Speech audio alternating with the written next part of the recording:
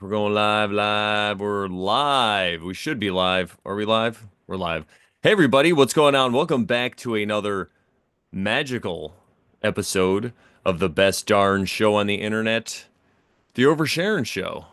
What's going on, everybody? We're excited to have you. Hey, hey, I Hi, see Sharon. Tony Coriolis. Oh, what's up, Welcome. Tony? Shout out also to Bootsy, who was in here a little earlier. There, we are. He's involved in the episode somehow today, but you'll see how. Just hang out. What's up, Joe? Cosmic Lichens. I took a nice like Ferris Bueller. I took a nasty spill, but on the bottom step, and I cut my knee a little. Yeah. I'm all right, but because of that, I didn't work, and I probably won't go to the open mic tonight. But I'm all right though, everybody. And it's funny because synchronistically, I had a gig Friday, and it had to postpone because of the forecasted rain. So anyway, it's actually okay, but I just think that I'm gonna just sit home and rest because I drove today, and yeah. Anyway, but maybe who knows? But anyway, how's everyone doing? That's here nor there. I just wanted to give Joey an update, and this is great. It's just- What do you use your show for? Well, I update my friends on things I'm doing sometimes, and then I talk about the Kybalion, right? Yeah. yeah, maybe. But before we get into that, I'll bring up the quote before we get too crazy. Let's see. And Sharon's gonna read the quote today, and I'm gonna pull a card, and then maybe more. Maybe. All right. Well, from Rumi, we have a poem. I believe it was Brandon said this was. Yep. Out beyond ideas of wrongdoing and right doing, there's a field. I'll meet you there. When the soul lies down in that grass, the world is too full to talk about. Ideas, language, even the phrase each other doesn't make sense. And again, that's from Rumi. Roomy. All right, let me get this down. So the reason we're saying it's a poem is because there's no quotes, and it's a poem, so I just pasted it on there how it was. So not grammar, whatever. You get it. It's a poem, but I think it's beautiful. I don't want to focus on that because he's using metaphor, right, to say a field. When the soul lies down in that grass, the world is too full to talk about. So talk about, ideas, language, even the phrase each other doesn't make any sense. So it's more about connecting, I think, on a soul level or like a spiritual level with people. You can even look at it as like meditation. But I like to look at it as a way to just get along with people and so instead of sowing division, we will promote unity in that way and trying to find common ground at least with people. We're not saying you should just, absorb yourself into the Borg. But instead of focusing on what you don't agree with, focusing on Sure. that with people, you focus on what you do agree with because it's probably more important and a lot better, and everyone gets along, and you don't ruin Thanksgiving dinner or Yeah, and Mother's we're Day, preaching to ourselves, where remember? it's right, and you won't ruin Mother's Day by talking about how the moon is made out of cheese, and if you don't go there with crackers, you're silly. Yeah. All right. What I like about this is what I guess the reason I like it for this episode is that it's talking about, the extremes, the right doing versus wrongdoing. And we did the series on the Tao, and that talked about the the kind of the taking a middle type of path. And it talked about there is no evil or good, right? Right? Didn't it talk about that? Or Yeah, am I on making some that up? level, right? Um, which is very, controversial to speak about because on Or this on the rather spiritual say level, people make up titles of good and evil, but God didn't make that up. It's a word, that's all. right? And maybe God did make it up, right? Because you have that verse in the Bible that says, "I create, good Yeah, and I evil." just meant But we're yeah. talking on the spiritual level, Yeah. which it's all one. It's all good. But the reason I point out those extremes is that the Kybalion ends up talking about a lot of polarities, a lot of extremes on a spectrum. So that's what I liked about this quote, poem, shall we say. Um, and this whole, like Brandon was talking about, the soul lying down on the grass, the world being too full to talk about. It's like the Tao. It's ineffable. It's you can't express um God and the totality of what that is. So it reminds me of that because it says the world is too full to talk about ideas, language, even the phrase each other doesn't make any sense. And when you talk about each other um, not making sense, it reminds me of Advaita, right? This concept of non duality, unity consciousness, where we are all one. We're all expressions of the great consciousness, shall we say? That's So, right. But on the Over Sharon show, we'll tell you to keep your feet on the ground. You got to remain grounded just because we're all one and we might be God or part of God or who knows. we're still here. We're still here. You still got to, take care of your body in a fun way. And the physical is very important with the spiritual while you're here to line it all up. I feel like in my life anyway, that's what's been happening. So that's the difference. That's the thing you're going to get here at the Over Sharon show. We're not going to tell you to just be victims, and we're not going to commiserate in your victimness. We're not going to judge you either, though. So it's all on you at the Over Sharon show.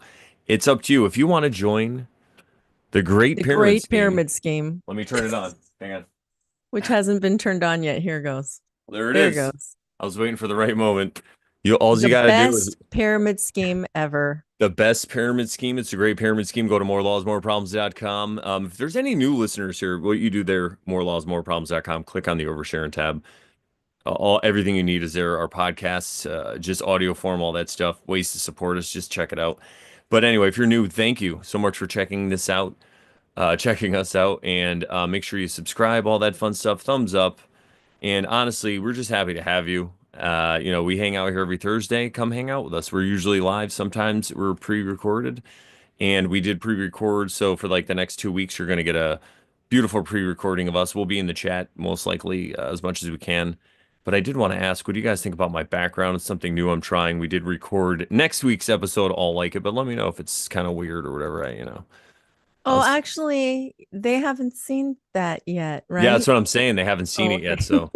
That's why I'm asking you now. So next week it's Okay. going to be all like that, but I could always change it. But I don't. I think it highlights my face better.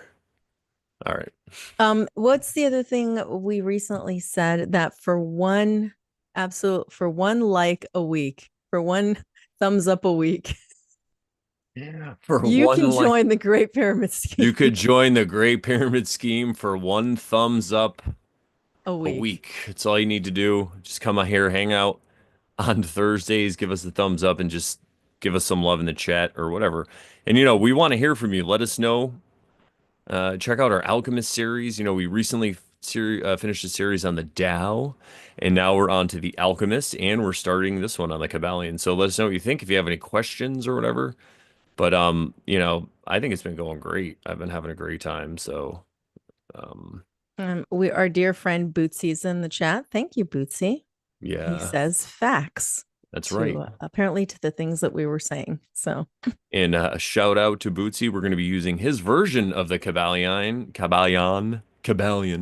And so I'm glad that he's here to join us, especially for this first introductory episode. Introductory episode. There we go. I'm getting all the faux pas and stumbles out now. Everybody, get the voice going. I was singing. I was driving earlier, and I was singing Frank Crank Sinatra. I made my own.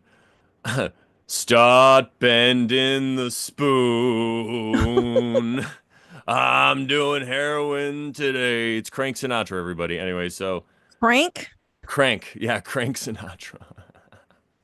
Start bending the spoon. Heroin addicts bend it and they cook it. Sorry if you don't know.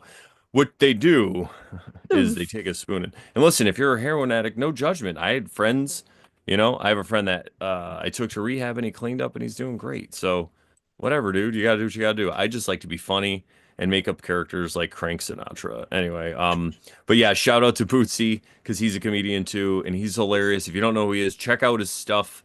He aligns with what we say. It's the same message. We just say it in a different way because we're different people, but we've had him on the show and he gets along great with us I and our put message. links in the description for his Kindle book version of the Kybalion and his audiobook version on YouTube.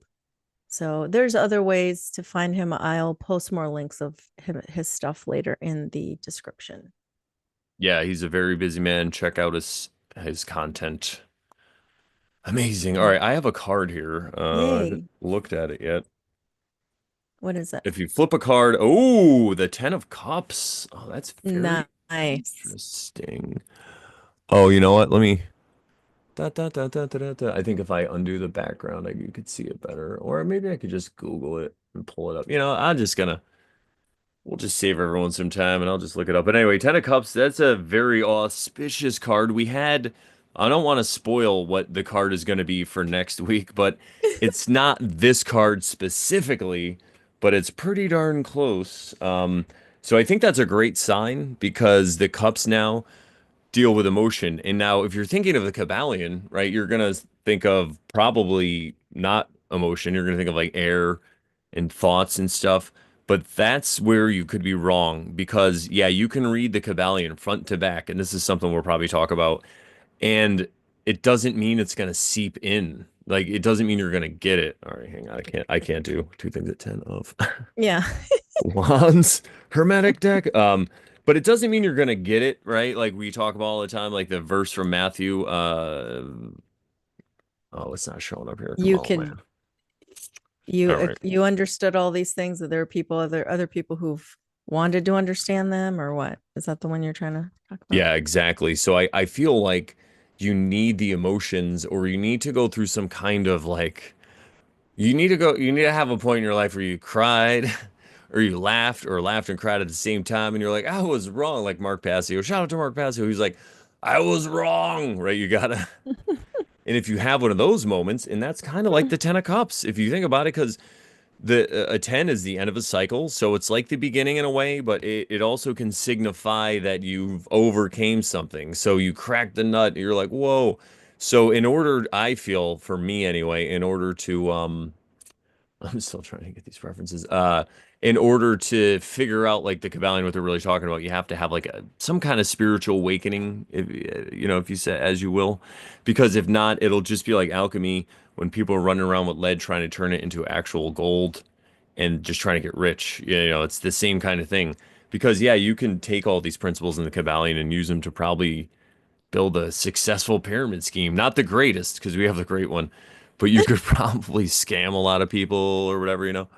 So I feel like the way we're doing it and the way Bootsy and the reason he translated it and into like we'll talk about that too, like into a modern kind of vernacular. Reason he works with it is the same reason we do. It's all about working on yourself. And we feel like if you work on yourself, and then hey, maybe the world will get better because you got better. We're not trying to make the world a better place. It's just a byproduct of working on ourselves. So you're welcome, world. I concur. You're gonna laugh. I decided to pull while you were talking. I decided to pull a card. Excuse me, from the Aleister Crowley Thoth deck because, as you'll see, this is related. Guess what I freaking pulled, Brandon? The The 10 of. Nine of freaking Cups. Whoa. All right, everybody, you get a double action. That's nuts. Because I Yeah, was like, they look okay, very similar as too. I was pulling it, Brandon, I was like, okay, God, if I'm meant to show this card, let it be something synchronistic, like, kind of related or whatever. And then Wow. I see this, I'm like, okay, I have to show this card. And it's crazy because I feel like us pulling the cards, it's like you're gonna hear next week, maybe. Was it that one? Where they talk about divination in the Alchemist book anyway. They talk about divination, or I think that was like flip a card or whatever, right? Anyways, Oh, yeah. yeah, I think so. So the I flip a We're card, we're Sharon uh flips a card. It we're has reading to the do with future, you where we guys. are, right? Yeah. It's like a temperature. We take the gauge, but instead it's like, a vibrational thing, or also maybe with our worldview, or I don't know how it works, but I got the Ten of Cups, she got the Nine of Cups, so we have that synchronicity. I think we're both looking at it the same way, and it's also cool because it kind of, I pulled the 10 first, then you pull the nine. So it's kind of like stepping back, right? So it's all about remembering when you got to the nine and everything was great. It's like the nine is when they destroyed the ring, all the orcs fell into the earth, and everyone's like, yeah, right. So it's about kind of remembering that and what got you there. And then also going forward with the 10 to know that we're probably by the end of this, Sharon and I will also have, just like I know when I finished it out, and I'm sure she had this experience, it's just kind of some kind of like a graduation or leveling up or whatever with this thing. And so I feel like that is also what's going to happen. And I'm excited about it because the first time I encountered the Kybalion, I really felt like I was being led into like some secret organization, but I didn't have to I didn't have to do Get obscene initiated. things in a coffin with, like I didn't have to do an initiation. It was all me, up to me on my own thing, and I felt like it was more magical because it was on my own time, but it was passed down as these ideas that have been passed down. And even if the Kybalion isn't as old as some people think, like these ideas though have been probably passed down for a very long time, and it's been transmitted, to me. And I'm like, wow, how special am I that I get this? I understand it, and other people around me are not, and they're silly. So it's like another little bit of self-love also, I guess. But yeah, I was really excited, and then when Sharon expressed interest in covering the Kybalion, I was like, where do I sign? Like, can we start doing it right now? Like, I know I'm no, but yeah, so I'm really excited about that too. Yeah. Yeah. So shout out to I've been Sharon. I thank you. I've been thinking about doing this series for a long time because I was thinking about once we started the DAO, I was like, okay, I need to have a lineup of some other things that I want to do at some point. This was one of them. And when I heard Bootsy's version some months back, I was like, that's the one we have to read. Because you know, I've read the Kybalion, I've heard the audiobook of the Kybalion, but it was written, I think, in the 1800s. So at least in English, right? So um it was a little bit, more, what would you call that? Ancient English. Ye old English. It's not that old. It's No, I just know. that, some concepts could be more modern, right? It explained in a more modern way. And I loved the way that Bootsy did it because it was very clear. It made it a lot more clear. So that's why I wanted to read his version. And so before we get started, are you done talking about the book, The sorry, cards? the cards and Yeah. everything?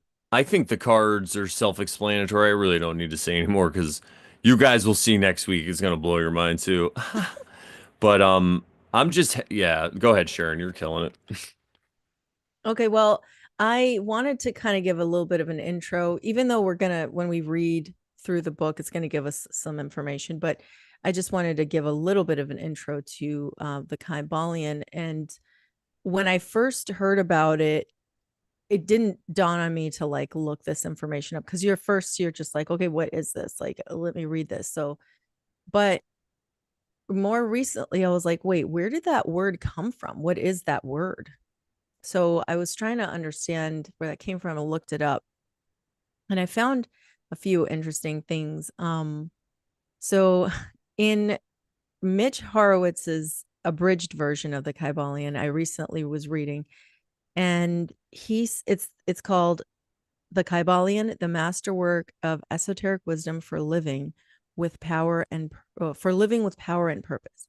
So I'm going to quote what he said. And mind you, I'm going to give my comments, my commentary, but this is his quote. In the early days, and actually it's probably a quote from, to be honest, I don't know if he's quote, if it's his version. I don't even remember how this is written, so forgive me. It's his version of the book, but it may be the actual book he's quoting. I Anyway, see. Well, he'll probably clarify now because he's in the chat. no, I'm talking about Mitch Horowitz's version. Oh, I'm oh, oh, reading from. sorry. Okay, so it says in the early days, you know what? This is probably in the book. But anyway, in the early days, there was a compilation of certain basic Hermetic doctrines passed on from teacher to student, which was known as the Kybalion, the exact significance and meaning of the term having been lost for several centuries. So basically, he's saying, and actually, the book says this, I think, if I remember correctly. So it's not just him, but he's saying that there was this book called the Kybalion in ancient times, and this is where all these quotes are coming from. And but the thing is, some people don't believe that this book, the Kybalion, existed. Then I found a couple of websites that were trying to like talk about what this meant. I can link them later in the chat. But one of them says, the word Kybalion itself has an air of mystery around it, derived from the Greek term kybalios, which means cubical stone, a reference to the alchemical philosopher's stone, no doubt. It hints at the transformation and unlocking of hidden potential. So anyway, that's what that website says. I'm linking it in the chat, but I could not find anything, any evidence of that being a real word in Greek. Mm. I kept looking, I couldn't find anything.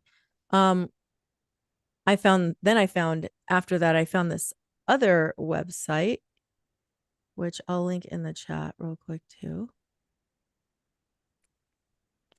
And in this one, it says the word, which they're talking about the word Kybalion, taken at face value, looks vaguely Greek, but it has no meaning in this language. The closest Greek word to it, curiously, is Kybeia, which if I'm butchering that, sorry, meaning dice game or trickery. Or trick. Trickery.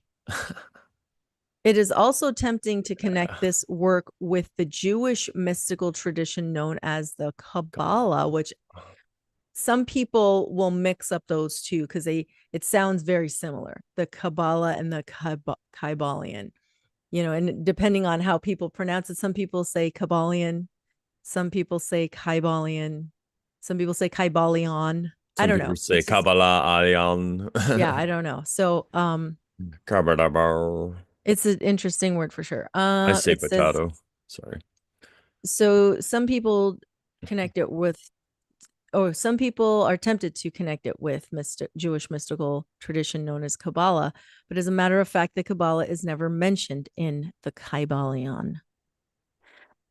So that's the stuff that I found. I couldn't find any more information on where that word came from. So just FYI, it's an interesting word, and I don't know where it came from, but I also wanted to talk about who wrote the book, because a lot of, even in the book, I think it's like, it's written by the three initiates, and people who've written about this book will like try to like wonder and guess at who, but it turns out it actually is William Walker Atkinson. He was born in 1862 and died in 1932. So that's why I was saying this book was written in that time frame. So maybe I don't even know when it was written. So oops, I didn't look He that up. died when he was 70, right? Is that right then? 1862 to 1932. Does that make 40, 30. Yeah. Yeah. So that 7 Hermetic principles. And he died at, well, he could have been 69, just not turned 70. I don't know the Yeah. specifics, but Yeah, but still, even it's close 69 would enough. have been either way. Yeah. Um Anywho, sorry. My so numbers again. yeah. So I learned this through Mitch Horowitz's book, and I mention him a lot because he has written a lot of books about esoteric wisdom, and he studied Manly P. Hall's works, and he's like done a bunch of stuff like that. So I end up, reading his books because he ends up talking about a lot of this stuff. So anyway, he says in his book, called The Seeker's Guide to the Secret Teachings of All Ages, which I've mentioned before because I read it. It was really good. That Atkinson frequently used pseudonyms. He wrote under the name of Yogi Ramacharaka, Theron Q. Dumont, and Magus Incognito. So those are a few of the ones he used. And it says in his book, in that book, rumors and stories abound online as to the identity of the three initiates. Some people invoke the name of Paul Foster Case from 1884 to 1954. So they think maybe that guy was the one, a great American occultist. But that timeline doesn't really match up. The fact is, in addition to other historical evidence, Atkinson identified himself as the sole author several years after the publication of the book in an entry in Who's Who in America. So there you have it. He said it, that he wrote it. Other documentary evidence also confirms him as the identity behind the three initiates. So there you go. All right. Um, And go ahead. go ahead. I just wanted to say something specifically about the term three initiates. So if it doesn't fit in here, we could say it later or whatever. You could finish. What were you gonna say? Uh, you can hear me, right, or no? Yeah, sorry, I was reading something else in the No chat. worries. I was just gonna say about the three initiates, the term itself. It reminds me of like it. So it was one guy, probably, right? Seems like it was just one guy. Why would he say the three initiates? And I think it's because he was maybe could it be he was looking at different aspects of himself, like, maybe the ego, the anime, like whatever it is. But I feel like Yeah, that's what it is, and it could even be the three the stages we body, go soul, and through. spirit, or something. Yeah, and because like I said before, you have to have that spiritual awakening. I feel like that's what I had to do anyway to I don't want to make claims. That's what I did in my life. It seems that to me that I had that spiritual awakening and these words meant so much more to me. So I feel like if it's like a secret, like this three initiate thing, it's like, make sure you get on all three levels, man, or whatever. Something like that. So I just wanted to Okay. say that why I remembered, yeah. Yeah, cool. Interesting pen name though. I also like the other pen name, what was the last The one you said? Dumont or the Theron Q. Dumont and Magus Incognito. Yeah, Magnus Incognito. Oh yeah. Magus, I think. Magus. And everybody, this is a good time for me. I was meditating the other day and I had my inner guru sent me a spiritual name, so now you will refer to me as Bhagwan Brandon. Oh my God. Bhagwan Brandon is here, everybody. Yes, You know superstar. what's you know what's funny is Bhagwan Das, right? People pronounce it as like a W, Bhagwan, but I've seen it written different ways. Like even in some of the books about Ram Dass and when he talks about Bhagwan Das, it's spelled with a V sometimes. Well, remember, and I Bhagavad, talk like Bhagavad Gita. Yeah, I know. Bhagavad Gita. Yeah, because they Yeah. don't. Yeah. So I know Bhagwan. they have a difficult time with it, but it's like even the name that they gave him, they didn't like it's a pen name, I guess, but they didn't like they weren't consistent in how they spelled it. I just thought it was funny. Well, that's cool. Yeah. No, I know. I of course am not making fun of Indian people. It's kind of like it reminds me of in Spanish how they don't say the V's and the B's kind of. Yeah, yeah, the B's and the V's are they end up sounding very similar. So yeah. Anyway, But we'll get yeah. on with our show. Yeah. So yeah, Bhagwan Brandon, AKA Brandoff, it's just another name I can add depending on the situation I'm Great in. Brandino. The Great Brandino, Bhagwan Brandon, like whatever whatever's gonna get the message across. The great Across. Brandino of the Great Pyramid Scheme. That's right, Bhagwan Brandon. It's like Gandalf with all his names. I'm just working on a bunch, but anyway, I wanted to Yeah. update. I always tell our audience first. You guys are always the faucet. Bhagwan, love it. Yeah, see. Yeah. I just need So a I robe, like a linen robe. Anyway, all right. so Brandon the I Great, wanted yes. to also give a little bit of a background on what this Kybalion type stuff, where it came from. And I've been reading several books about this topic. So um, it was around 100 to 300 CE, circa, that the Greeks took Egyptian teachings that were alleged to be from the Egyptian god Thoth. And they preserved this information. They found it very important and useful, and it made sense to them. And so, if I'm not mistaken, it was probably orally translated or orally transmitted before. So it wasn't like it was written. So they were taking this and writing it down. The Greeks, shall we say. And the Greeks had their own god named Hermes, and they thought, man, this god Thoth sounds a lot like our guy Hermes, only he's like revered more highly. Like they call him thrice great. So that's where the Hermes Trismegistus comes from, because these Egyptian teachings, which are called the Hermetica or the Corpus Hermeticum, etc., these came from Thoth. And some other names for these teachings are called the Poimandres, or the Pimander, or the Pymander, because prior to the 19th century, that was what they were called. And now they're called, the Hermetica or the Corpus Hermeticum, etc. And Um, Pymander sounds like pyramid. it sure does. Great pyramid scheme. More laws, more problems.com. Click on the Oversharing tab. Tony, yes. Brand off the grayish. And what's up, Cody? Other Cody. Two Codys in the chat. What's going on? I'm glad to have you both here. I think you guys will love this. Both you guys. Cody Bassett, especially. I know you're familiar with the Kybalion, so yeah. Sweet. Let's see.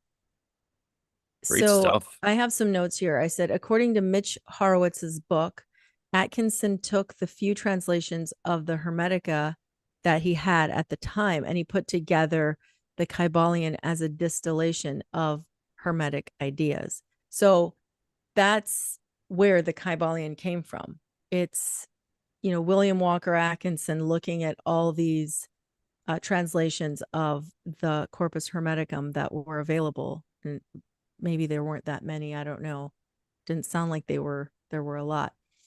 And he like distilled it down into these like 7 Hermetic principles. So it says, so like I just wanted to say, like, why is this important? Why are we doing this? And I'm going to quote from Mitch Horowitz's abridged version of the Kybalion. And he says, the value of the Hermetica is that it preserves a sample of Egyptian thought, enfolded within Greek literary style and intermingled with Neoplatonic and Hellenic philosophy. This is of immense importance, since our insight into ancient Egyptian thought, which was often passed on through oral tradition or encoded in hieroglyphs and myths, is limited.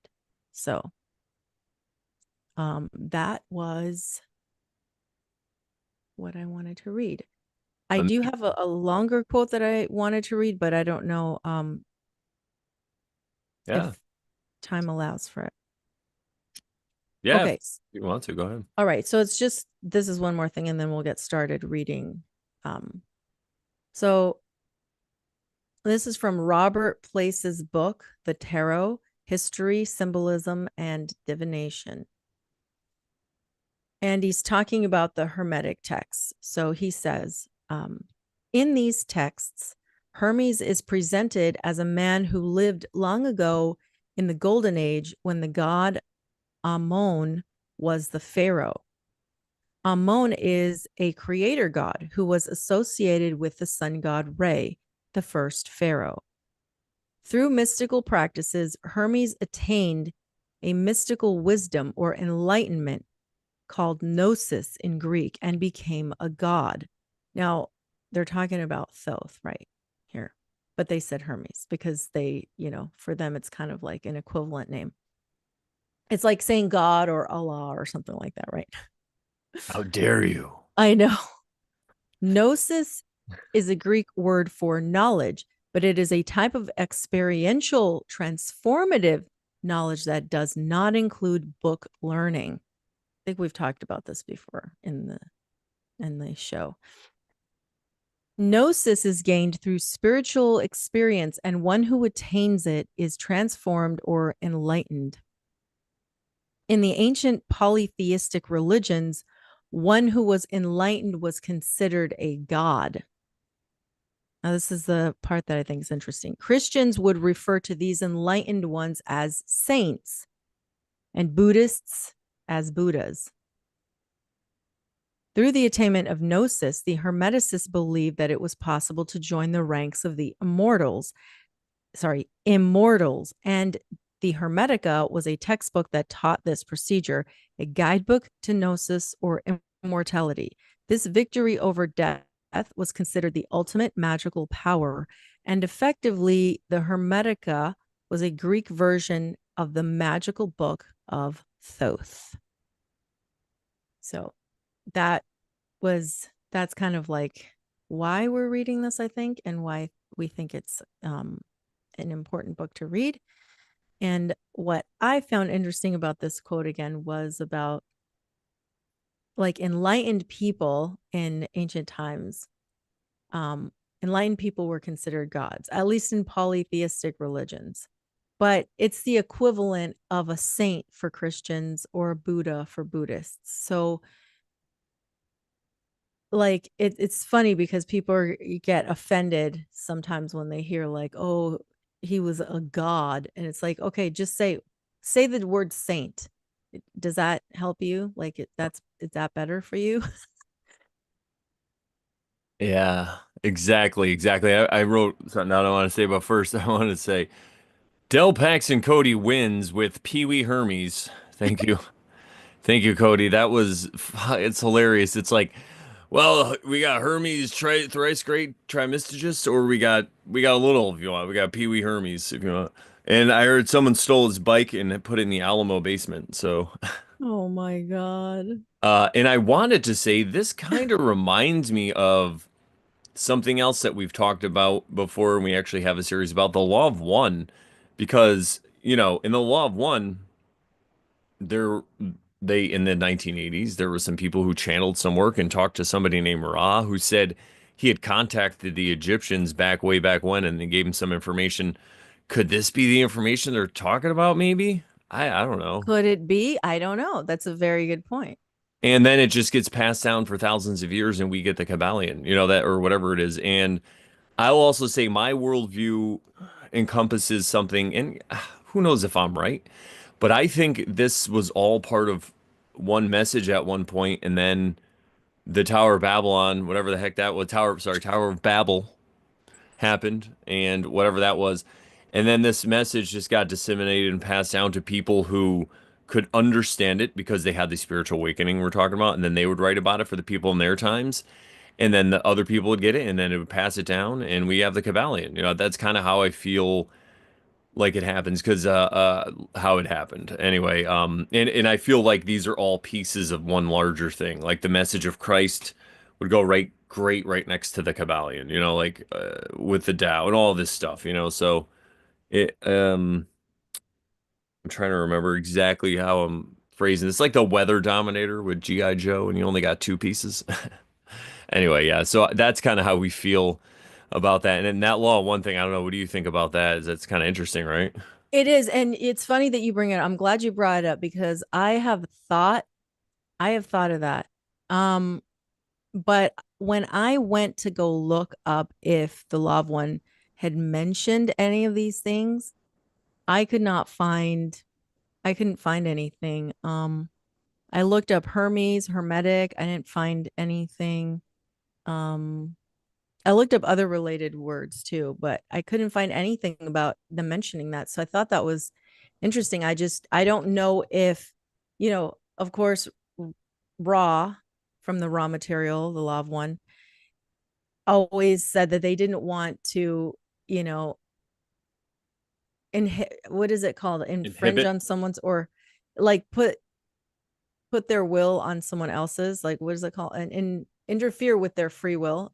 Yeah, there you go. And so they didn't say anything that they didn't get asked about. So if the questioners and like Carlo Rucker and Don Elkins and Jim McCarty, if they didn't know anything about this already, then they wouldn't have asked. And so Law One wouldn't have said anything. It's a great point. Yeah, and I also feel it's just a clue, and I'm not going to debate this with people or whatever, but it's just another omen that I see, and you're right, they wouldn't ask about it. And my point too earlier is like this information, it's passed down, right, thousands of years, so it's like a long game of telephone. They might not even have knew who Hermes was back then. It might have been a different name. I mean, Haiti, the island country of Haiti, they don't call themselves Haitians. It's Aietai, it's like in Oh, Germany is Deutschland. So I interesting. mean, Yeah, that's in our current time. Just you give like a couple thousand years,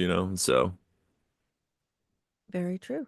yeah, and I think it's better because there is no exact proof or anything to point to. You just kind of have to take it on value. But anywho, I mean, it could just point to a couple different times in history when a higher consciousness try to intercede. I mean, what's Moses on the mountain other than a higher consciousness trying to intercede? I had this whole crazy thought really, and it goes back to what we were saying before. Is there right or is there wrong in the universe, right? And I feel like if it's written down by the man, by the hand of a man, no matter what it is, if it's written down, that is their interpretation of God's message. Even Yes, if it's the Ten always, Commandments, right? It's always their always. interpretation. Whereas I think God, you could just simply using, Gnosis. use it, well, simply just using a little bit of logic, you could say, well, if I was created by God who's a perfect being, and I'm able to go out and do things that people call evil or not because they call them that, but still, if God allows me to do it, doesn't that mean that he's okay with it? You know what I'm saying? Like, I'm just saying, because if he wasn't, I wouldn't be able to do it. Wouldn't that make more sense? So when you look at, and again, this is the physical versus the spiritual. So we're looking at it spiritually, and this is more so you don't have to feel like a victim about things, especially things you've done in the past, and have to feel terrible about them. It's a way to alleviate and break these cycles that we get stuck in. So, anywho, what I'm thinking is God has given you the permission to do anything you want, and he also has you have these tools inside you so you can discern between right and wrong for yourself. And I feel like again so the physical, the way that I guess that would fit in is if you want to live in a society, you've got to follow their rules or you're going to incur the consequences of that society. So that's the easy way to take care of it. So I could say, listen, anybody can do anything they want, but if you want to fit in the society, you got to follow these rules or you probably end up in jail. But there's no someone who's going to judge you eternally and damn your soul. That's what I don't feel like. It could be, maybe, but I feel like there's always another chance. I feel like the reason why have these concepts of hell that we talk about, it's more like a hell of earth, hell on earth here, or maybe we even do go to a realm somewhere for a while and our soul burns and we have to learn lessons and we get to maybe it's not even a burning, but it's just us experiencing and seeing it over and over again, the mistakes we made until we learn or whatever it is. But I always feel like a kind and just, loving God would always provide some sort of way back. And can I prove any of this? No, it's a mystery. It's a mystery, silly. But this is just the way that I interpret the great mystery that we call God. So that's how we're looking at all this stuff with the Kybalion. We have a way of just looking at things without judging them and seeing what we could discern from it. And that's why we love that you're here, because then you can discern stuff from it as well and share about it. But yeah, that's all I wanted to say. I like to talk about that, especially in the introductory episodes, because it might be a new person coming across our information. So I don't want them thinking that we're like, this is the know-all, end-all, Absolutely. be-all. Yeah, We that's know it all. I wanted to stress that this is an ancient, you know, these are ancient topics, ancient philosophies, allegedly, right? and we're looking at them, you know. Let's see what they say. Let's see how they apply. And Exactly. I think they help explain a lot of things. But yeah, you be the judge of it for yourself. Yes, remember, it was all written down by the hand of a woman or a man. In this way, it's all tainted because it has their own worldview, but it doesn't mean it's worthless or, it's the same thing. We don't take the Kybalion and raise it on a pedestal, or we don't throw it in the pit. We just use our discernment and Find the nuggets. yeah, we follow our excitement, as Bashar would say.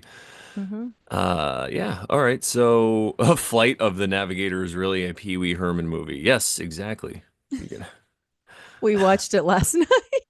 Oh, I love that movie. Yeah, I hadn't seen it. Cody hadn't seen it in a long time either. And I like it popped into my head the other day, and I was like, Oh we should wait, watch that. I was thinking of Flight of the Intruder, but I saw Flight of the yeah. Anyway, you go ahead. How was it? Was it? I mean, it was a cool old, 80s movie, you know. So, It's funny because we've been watching the Alien and Aliens movies. um, Both really good. They hold up well. I mean, I think it's better than Star Wars. And there's a female lead who's like, in control and takes no shit. Like, it's believable too, but she has to slap a space marine around and be like, pull yourself together. It's really great. I'm like, yeah, dude, what the hell? But anyway, and then Alien 3. I don't want to give any spoilers away, but it starts on such a bummer, and we started it last night, and then I got really tired and I felt bad. But I told her, I'm like, this is kind of a bummer. Like the other one ends on a fun, not a fun note, but it's a little uplifting. But then Alien 3 is just like, yeah, all that good stuff. Nope. So it was interesting, but I think it's more esoteric. So I'm excited to watch it because it looks like one of those, like the Kybalion. So anyway, that's what I've been up to. But yeah, well framed, impressed with your research, Sharon. Yeah, Sharon's the best. I'm so lucky. thank you. Yeah. All right. Well, So, shall we dive in? let's do it. I'm gonna stand up now. I was sitting, but I'm ready to read. Okay. Um, and here we go. Of course, my quote's in the way. Here we go. All right. So I'm gonna. Oh yes, that's what so again, this was the version by our amazing friend Bootsy. The Kybalion, a modern version of a spiritual classic. And then I love this artwork right here. I mean, Yeah, that's the blue collar mystics artwork. It's Krishna as the farmer. I love that. first published by Blue Collar Mystics 2024, copyright 2024 by Bootsy Greenwood, all rights reserved, no part of this. All right, so we got all that, he's in the chat, so we're good. First edition. We Read. sought permission, you guys. We He's in the sought it. chat. We got excited, overwhelming, exciting permission. Does that make sense? Okay. So here are the contents. We'll just kind of, I mean, I guess we could go through it. The contents, why not? You got the Hermetic philosophy, the seven Hermetic principles, mental transmutation, the all, the mental universe, the divine paradox, the all in all, planes of correspondence, vibration, polarity, rhythm, causation, gender, mental gender, hermetic axioms, and epilogue. Epilogue. Alrighty then. Preface. Are we gonna read the yeah, right? Preface. Yeah, we should read the preface because Preface. it kind of sums up some of the stuff I was talking about. Yes, I remember as a child and I didn't, I would look into these big books I wasn't supposed to read probably, and I would see, I'd be like, does this say preface? So now I always Yeah, remember that. I thought it was preface too when I Oh, was a okay, kid. amazing. Yeah. All right, I'm not the only one. I thought I was No. cool. Okay. I could, yeah, I'll start off if you want, unless you wanted to start. I'm not sure if you had a preference. Um, I don't care. All right. The Kybalion is a fundamental book on Hermetic philosophy.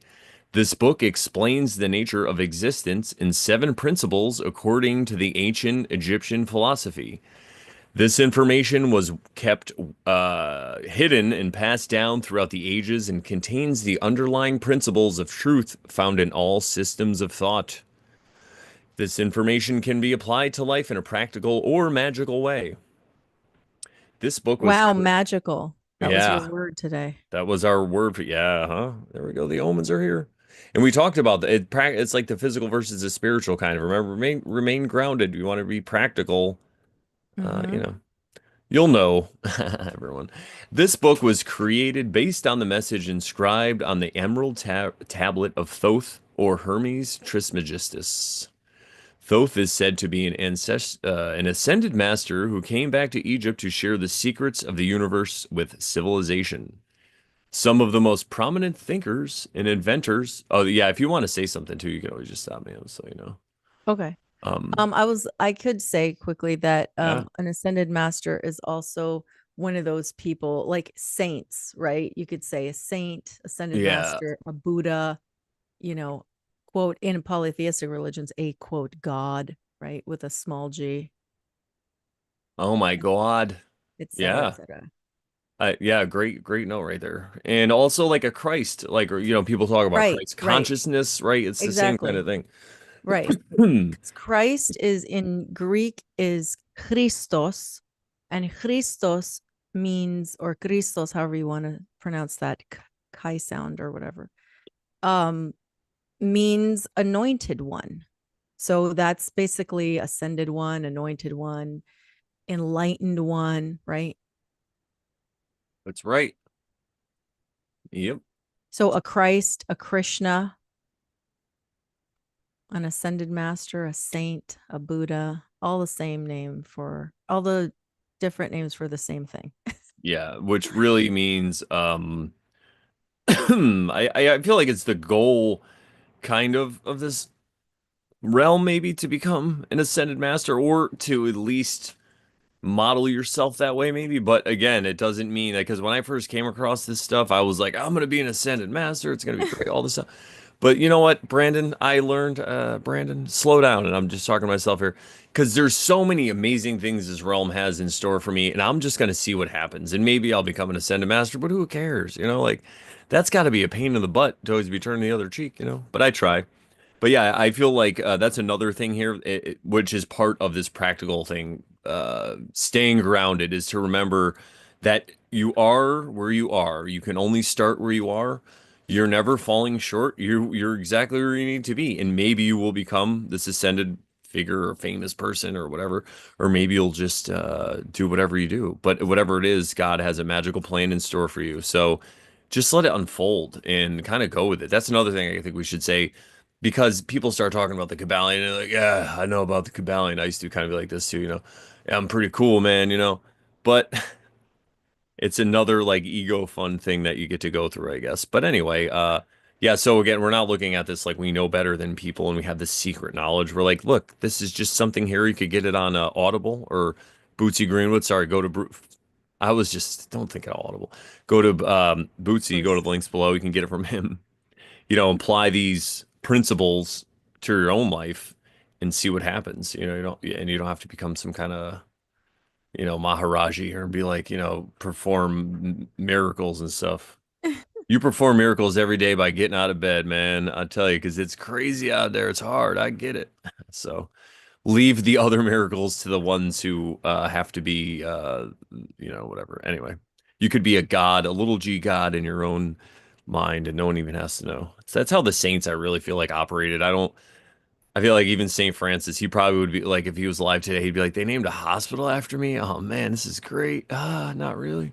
Like, so anyway, they were the ones that were like getting their balls busted by the church, like you can't be saying these things. And then when they died, they're like, oh, he's our hero.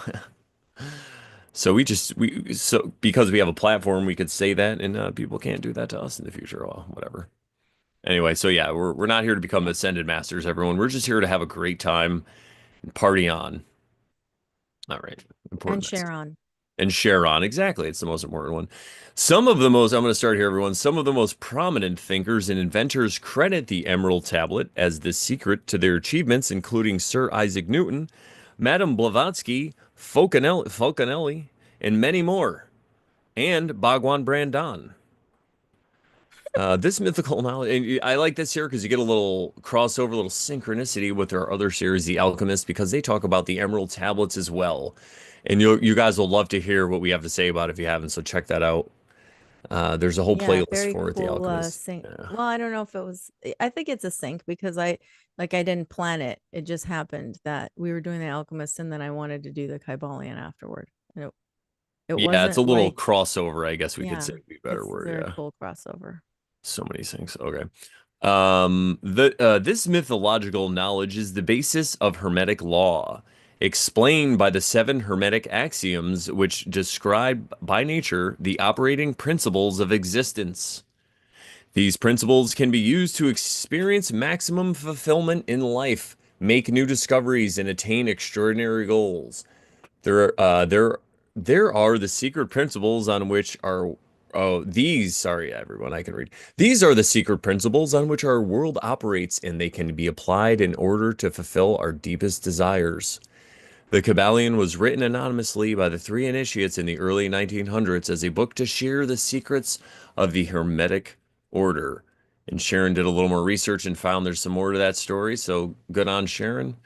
These initiates claim to be Masons of the highest degree, although they never disclose their identities. Much speculation has gone into who the actual author or authors of the book were, but regardless of who wrote it, this document serves to be the fundamental guide of the structure of reality as we know it. The lips of wisdom are closed, except to the ears of the understanding. The Kybalion. The ears of understanding. All right, let me say that again. Take And take two. The lips of wisdom are closed, except to the ears of understanding. The And we read that Kybalion. quote some episodes ago. Yeah, we Not have read that quote some episodes ago. What a great quote it is, and we talked all about it. And we'll break it. I'll break it down a little bit.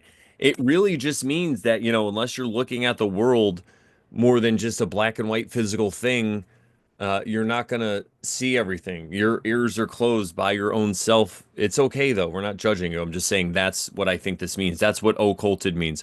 Occultare. Whoa, right, everyone. That's occulted means hidden, but it's just hidden by your own self because you're just more interested in going out and having a good time, which is great. But there's another way to have a good time and not have as much anxiety about it, and it's joining the Great Pyramid scheme, basically. In the introduction to the Kybalion, we are told that the lips of wisdom are closed, except to those who are able to listen. The Kybalion states that its mission is not to renounce any knowledge systems or to erect a new temple, but instead to finally unite the many segments of occult knowledge scattered throughout the many traditions. And I want to, I yeah, love that. boom. Yeah, I let's. love that. Yes, because again, they're just saying, guys, we just check this out, man. It's not a big deal. It's That's like like the the Over Sharon show, okay, you guys. We unite the many segments of occult knowledge scattered throughout the many traditions. I'll just say that. yeah, we're We're like the second version of the Kybalion. The great pyramid scheme. we're the second coming of the Kybalion. We're making a claim, but which doesn't really mean anything. It just means that it's again, hmm, religion. So look about it this way: if you saw somebody like me come up to you, hey, because I did this too. I was DJing a wedding at a zoo. It was amazing the other last week, Nice. and it was this room. They had a carousel, and I was in there, and I had to go find a guy who was giving a speech. So I went over to a table, and I'm like, "Excuse me, everyone." I'm like, "You guys got $1?" And they all looked at me like, I'm just kidding. I'm like, I gotta talk to him about a speech. And everybody laughed because that's the thing, right? If someone's coming at you, you don't know if they're like, hey, do you have a minute to talk about Jesus Christ?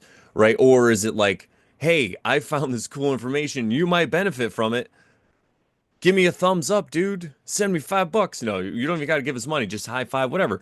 Just read it and have a better life. And peace, man. We don't want anything from you. So that's kind of the For difference. one thumbs up a week, One thumbs up. you can join the great pyramid scheme here You at the could you Oversharon could keep show. the electricity going for this salt lamp under a pyramid scheme. Yeah. So anyway, That's what I think the Kybalions saying. They're like, listen, guys, we just found out some cool stuff and we're saying it in a mystical way. You know, check it out. What do you think? We're Come not on, erecting a baby, new. light my pyramid. Come on, babe. Try to set the night on fire. Yeah, they're not trying to erect a temple like a lot of misguided, disgusting, debaucherous people are erecting temples. No, they're Our just, great pyramid scheme is virtual, you guys, for it's a one shining light on thumbs a up a mountain. week. If you will, it's a beacon of the minister. Brandon means beacon. Brandon does mean beacon light beacon of light, light beacon. So that's all we're doing. We're shining a light, and we lit our torches with the Kybalion, and now we're like, yeah, dude, We're check. the second coming of the We're the second coming of the Kybalion. You must fall to your knees and hit thumbs up. You will fall to your knees and hit thumbs up. You don't have to worship us. Just hit thumbs up. It's easier on your knees. No, don't do that. Don't hurt your knees. Anyway, yeah, that's all, whatever, dude. Whatever floats your boat. But anyway, that's a good. I'm glad you were wanted to say something about that and you were excited about that passage because that's what it's really all about. We don't have to read the Kybalion. We could just say, dude, just get this phrase and you'll get it. No, it's cool. But we like to Yeah. talk, so we wouldn't have a show. So. Yeah, we don't have to erect a new temple here. We don't Yeah, need totally. a new religion, a new cult. We don't need that. No, love is This my religion. We are uniting the many segments of occult knowledge scattered throughout the many traditions. I believe Mm, Bootsy wrote this preface. So thank you, Bootsy, for saying that. If not, if it was William Walker Atkinson, well, thank you too. yeah. Oh, what's up, Sarah G? Blue Kachina? Ass ended master. I would expect nothing better from you, my blue buddy. You're so hilarious. He He's gets my kind of blue like humor. Krishna, Yeah, Krishna. your blue buddy. Like in the beginning of the show or when we started reading. Yeah, Let's see here. it's I thought, AIM. okay, yes. Its aim is to give us a guidebook which serves as a master key to the inner door of our own soul. The authors state that the Hermetic principles are present in every tradition under the sun, and that the Kybalion is the great reconciler of these laws. The hope of Of the the authors, great pyramid scheme. yeah, Sorry. the great reconcile pyramid scheme, worship us. I mean, fall to your knees and hit thumbs up. Yes, we could write that down. The hope of the authors is to continue to keep the flame of truth passed down to the next generations, emphasizing the critical nature of keeping these ideas available while letting us know that we won't be able to receive these ideas until we are ready. And I love how he says, keeping these ideas available. It doesn't mean you're pushing them down people's throats. You just keep them Yep. out there. It's like the Oversharing show. We're kind enough to hide all of our preaching behind a boring facade of, oh my God, this show, so this people will turn it off that aren't into it. It's cool. We're not just like, hey guys, you got to do this, you got to do that. You guys get it. But anyway, I love how they say that too. That's why we're the second coming of the Kybalion. What is it when people put up um titles that and then they don't really talk about it or they don't really explain it and they don't really Bait and switch kind of stuff, or Yeah, yeah. What is that called? yeah, it's like bait and switch or Like yeah, what do they call it on the especially internet? for these kinds of things. It's like you bait people in and Yeah, you don't really talk about it. I forgot the clickbait, term. clickbait. Yes. Clickbait. We're Different not than clickbait. jailbait. We actually talk about what we say.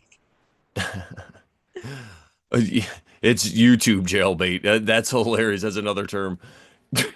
You can't talk about certain things because it's YouTube jailbait. You'll end up in fucking YouTube jail. Oh, those prickly things that hurt. Nope, can't talk about them. You can't bait me, sir, with your YouTube jailbait. See, I'm taking it and making it funny instead of a weird thing with people who can't control impulses. Anyway, so yeah, it's a great world we live in, everyone. I'm not making judgments. It's cool. YouTube jailbait. You, probably someone I probably already said that. Yeah. I'm not the only one. All right. Yeah, so keeping the ideas available, right? You're not jamming them down people's throat. Exactly. They're when people are ready, they'll receive them. And what does that mean? You judge them until they're ready? No, you wait till they're ready. The three initiates state that their purpose for writing the Kybalion is as follows. In this little work, we have endeavored to give you an idea of the fundamental teachings of the Kybalion, striving to give you the working principles, leaving you to apply them yourselves, rather than attempting to work out the teaching in detail. If you are a true student, you will be able to work out and apply these principles. If not, then you must develop yourself into one, for otherwise the Hermetic teachings will be as words, words, words to you. The three initiates. Words, words, words. Wordsworth. The purpose of this translation is to modernize the ideas and present them in an easy to understand and complete way, while still using the ancient terms and many of the examples from the original work in a more concise and contemporary format. It is my hope that these ideas become clearer to you, and I encourage you to study the manuscript itself and write your own translation of the Emerald Tablet. Mine is in the back of this book. What an yes, Fantastic. because the more we can make it ourselves, really it does all these things. It shows self-love. It just also shows that you can depend on your own validation, your inner validation. You don't have to worry about others. That's something that we all struggle with because we're raised in this crazy society that wants to indoctrinate us. Could it be into receiving all our validation from exterior sources? Which isn't always a bad thing, to run things by people, but I feel like your own intuition could it be when you sharpen it and when you're listening to it, it could be your own guide, you know, to your own path forward in this way. Because sometimes you could be a visionary, and people aren't going to agree. You're going to be like, yo, I got this idea, and people are going to be like, that's nuts. You shouldn't do that. And it's just going to, it's one more hit because there's already a voice in your head telling you I don't know, right? And you have to overcome that. And then you tell somebody, and then you're like, oh, well, that voice is agreeing with this guy. Well, could it just be a vibration or a force or Satan? And that's what Satan is, this connection that all people have of this, you shouldn't, You think I listen to that voice? No, I got on YouTube and I'll say what I want. No. But anyway, I really feel like that's kind of the key is to overcome that. And we talked about that too in The Alchemist, that inner voice thing. Could it be the Satan or what that's what they're talking about? And if it is, then it is a real thing, man. It's real. And I'm not going to sit here and tell you that the devil's not real. I just think it's not what they tell you. It's not somebody who pokes you with a fucking pitchfork in hell. He's somebody who's in your brain every day, and you just got to say, "Hi, Satan, how you doing today?" No, you know what? Thanks for the advice, but I'm still gonna be cool today, man. I'm not gonna get discouraged. I'm not gonna be a victim. You just have that Like I great relationship, and then you can be friends with Satan. Oh my God! It doesn't mean you have to engage in his like precarious, like evil plots. It just means that you're on a cool term, and if you could be on a cool term with Satan, that inner voice you could be on a cool term with anybody. And I think that's what they're trying to say. I'm not making claims, but could it be? Anyway, go ahead. I was just gonna say, like I was when I was a little toddler, I remember hearing at church that you should love everybody. And then and I was like, so then that means we should love Satan too. So can we love the devil? I mean, we should love the devil too. And my parents were like, no, If I had that's to sum up, like, if somebody's like, oh, the person you do the podcast with, like, if they'd never seen the show, can you describe her? I'd be like, well, when she was a kid, she was in church and they told her to love everybody. And she's like, does that mean I have to love Satan then? Does that make sense? And they're like, no. I mean, that's what you're going to get out of our show. Plus, my craziness. So that's like a perfect analogy and all that one little question. Well, then she shouldn't, said she loved Satan yeah. when they when they asked her if she was a true Christian, she said she loved Satan too. Well, think about it. Even the She loved story. her enemies. Oh, that's what it was. It was about loving your enemies, right? And I was like, "Oh, so then we should love Satan too." And they're like, no." We have one. 12, 12. We have one. Hurry up. Send the wagon. No. Get her on Ritalin. Yeah, burn this witch. Get her on Ritalin. Anyway, burn the switch. Yeah, it's all the same. It's great though, Put her on a because stake. She's done. if we have lived past lives, and it's funny because something I was listening to Eknath Eshwaran, and he had said something about past lives, and he's like, it's possible, it's very possible about karma, a lot of evidence, and he goes, or about reincarnation, and he goes, but you know what? He's like, you have enough, basically, you have enough shit. I'm gonna swear once in this life to deal with. He's like, don't worry about the past lives. He's like, they got you where you're going. He's like, it's cool if you want to look into it, or whatever. But he's like, you got enough in this life. He's like, maybe you should focus on the present moment. I'm like, dude, it's Yeah, it's but true. but but I also do like the idea of past lives, and I will say, because me, I'm a Libra, and I gotta say both sides. I like the idea of thinking that we probably have burned before for our ideas. That's probably why I like fire so much. It's like, I got to exit the realm, and I was probably like, thank you, or I'll see you again. Next time I'm gonna be look like a hippie, but I'm gonna be a heathen, and I'm gonna have a podcast. So hopefully it won't burn me then, but I'm still Dude, gonna be talking. dude, Asking Satan. questions like, shouldn't we love? Isn't the ultimate enemy Satan? Doesn't then we gotta love him, right? Because that would make sense. Doesn't mean we Yeah, gotta agree with him or engage in his nefarious but plots. just love him, We're just right? like, oh, because this is the thing. I love Satan too. It's so easy to relate to. Listen, I'm sure we've all been in a situation where there was a top guy and he was calling all the shots, and you were like, man, I could do it better than him because I'm so good at this. And then you get cast out of that realm or company or heaven and you fall, and then you got to try to make your own, and you have a lot of resentment and you got to work through it. So it's relatable. He's a relatable guy. Why shouldn't we love him? Right? Again, it doesn't mean you have to engage in his plots and trick people and get him to like you and do what he says. You're like, oh, Satan, you're silly. Instead of hating him, you're just like, oh, you're just a silly. You're so silly because then even you shrink him down and you don't have any fear of him. And what's the overshare? I must not fear. I just made that up. It's not really a tenet of overshare, but really it should be. I must not fear. Fear is the mind killer, right? So if you don't Yeah. fear Satan, maybe you just unlock the whole secret. I don't know. Maybe I did too much Ritalin as a kid. No, I didn't do any. I just missed it. Like one of my brothers, I was like, right, Got like it. I got Oh under the my mark because I was God. just old enough. But then I don't know if they put him on or they talked about it, but I missed that era by like a year. That was great. They would have had me snorting Ritalin if it was. They're like, here you go, let's inject you with this. Just chill out, dude.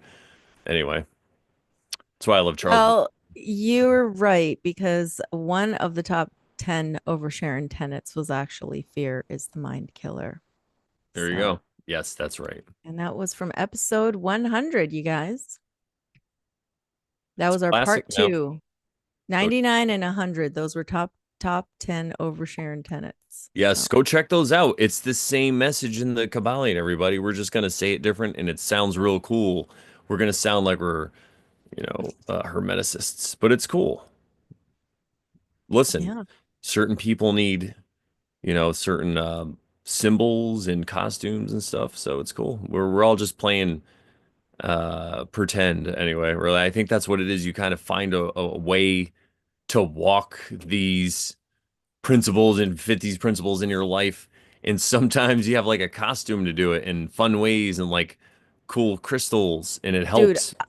that's totally synced. Oh my God. Go ahead. I was just thinking about recently how this whole world is kind of like a pretend. We're playing pretend.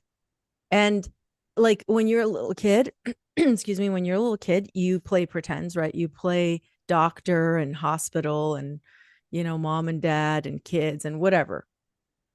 And you play store and you play all these things, right? And then people become actors and actresses to pretend more and act out all these scenarios. So, like lately, when I'm watching a movie or a show, I'm just like, these people are playing pretend of potential stories that maybe could have happened or maybe could happen, or you know what I mean? Especially stuff that's more, kind of more believable in this physical realm, not the Like superhero stuff. not the well, not necessarily the superhero, maybe not the superhero stuff either, but also I was just thinking like the science fiction stuff. like the space stuff, space travel. But I'm just joking, YouTube. But anyway, That's YouTube jailbait. Watch out. Be careful. Listen, the moon is made of cheese. I'm allowed to have that view. Could it be? And if you don't, if you this go is there, this is an entertainment show. So I say if you go there without crackers, you are bananas. You got to go there with crackers and maybe some yeah, wine, but I'm not going to tell you to drink. yeah. Anyway, Um, what is that British uh claymation show? Wallace and Wallace and Gromit, Gromit. the cheese. Guess what? My wife and I just watched recently on VHS. Wallace and Gromit, Shut up. front What a door. freaking synchronicity. And it was amazing because they ran out of cheese and they built a They had to spaceship. go to the They moon for built their cheese. own and they made it. And listen, I believe that they made it there. If the United In States went there, they went claymation. there. Anyway, it looked But like an actual representation of Neil Armstrong. You should show that instead. Be like, guys, I have new footage of the moon landing. Show them. it's from Wallace and Gromit. Somebody might have done that. That's funny. Anyway, it sounds like that sounds like But an Owen Benjamin thing, actually. Oh, anyway, what I wanted to say earlier before I just want to show. I got Because distracted. Cody was in here too. I love my bears. You guys, I'm a bear. Don't worry. We're all bears. You guys are great. Anyway, so go ahead. Yeah, it just reminded Okay. me. I'm My pyrite just bear. I'm not a bear. I'm just a person. Well, I mean, look at me. I'm not a person. I'm No, I know. whatever. I mean, I was a Anyway, bear before there was a concept of bears with the internet thing you're t referring to. I'm just saying. I'm a lone wolf. well, I was given the nickname Share Bear when I was That's what I'm saying. in college. There's a reason people gravitated towards certain groups and then kind of I've always been independent my whole life, so I have no ill will to it. I love all those people, people still. I just, again, I've talked about this before, but I am in such a part right now. I can't have any kind of input. Like I'm like, oh, so I just listen to Dune and older and Wheel of Time sometimes and create things. But I have love for everybody. I love the devil. Why wouldn't I love, people on the internet and people I know? It's like I don't have any ill will. People are great. And I've been a super hermit, so I'll probably come out. I want to hang out with Cody I'm Bassett. a We gotta go total hang out. hermit, so I Yeah. Me don't and my wife have just been like, I just hang out with family sometimes and yeah. of course Cody every day, but I don't I've really been get out yeah. much. And I just been following the omens, honestly. And the omens have been kind of telling me to hermit. And when I need to step out, because my job, I'm in front of crowds all the time. So, I step out for that and I'm dealing with people. But yeah, I'm just going with the flow and whatever. I forgot what we were talking about. But I wanted to bring something up because please do. you mentioned uh reincarnation, and I bumped into this book kind of course, it's synchronistic. Um and it is called The Greatest Story Never Told by Richard Martini, who's like a producer or documentary director or producer or something like that. And he's made several documentaries about, like, one of them is about going to Tibet and just different stuff. But anyway, I don't know that much about him because I just came across this book, but apparently he wrote other books. And in like 20, I think in the 2010s and stuff like that, he wrote some books. Maybe prior to that. But the one that I came across, he's basically summarizing all these stories of people who've done past life regressions. Ooh. And some of these people were not necessarily believers in Jesus or Christians or anything like that. But whenever they did like a past life regression, they were sometimes taken back to a time where they were a friend or like someone who watched the crucifixion or things like that. Dude, this stuff is pretty mind-blowing. Um uh one of the people that claims to have been a friend of his says that he and a lot of these, they all say that he was in India and that um he learned all these techniques for like yoga and breathing and all this stuff, right? So that he could survive the crucifixion. Not that he knew that before, but I think he'd learned all those things before. And he knew how to slow down his breathing and he knew how to heal his body. Ah, that makes sense. Isn't that crazy? And when you're done, tell me because I have more to add, but keep going. I've been reading, I'm only like, I don't know, 15-20% into the book. So I'm not very far in, but it's already like mind blowing. There's an episode of South Park we talked about recently, and listen, YouTube, relax, because I'm just doing commentary on South Park. But they have the races, the Jusians, and they're the ones that like run the universe. And Earth is a television program that's gonna get canceled. Check it out; it's really funny. I forget what it's called. I think it's Earth or something. Just look up Planet Earth being canceled.